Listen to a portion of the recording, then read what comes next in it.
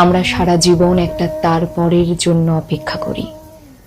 পরীক্ষাটা শেষ হলে তারপর শান্তি, চাকরিটা পেলে তারপর জীবন শুরু, একটু গুছিয়ে নিলে তারপর নিজেকে সময় দেব, সব ঠিকঠাক হলে তারপর সুখী হব। এই তারপর একটা দিগন্ত রেখার মতো যত এগোই তত পিছিয়ে যায়।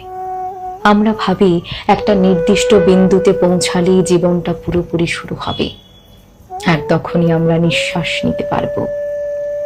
কিন্তু জীবনটা আসলে সেই অপেক্ষার ফাঁকেই ঘটে যায়।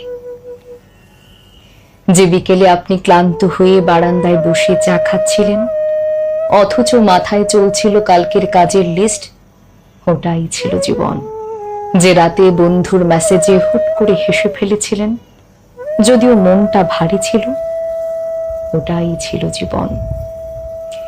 যে মুহূর্তে কেউ কিছু না বলেও পাশে বসেছিল, ওটাও জীবন।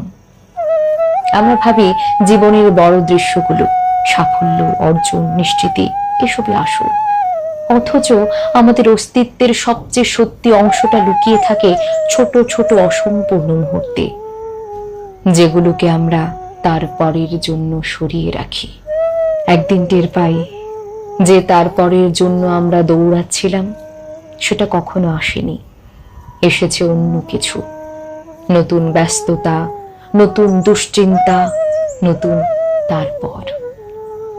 আর ততদিনে সেই ছোট ছোট মুহূর্তগুলো, যেগুলো আসলে আমাদের ছিল, ফুরিয়ে গেছে।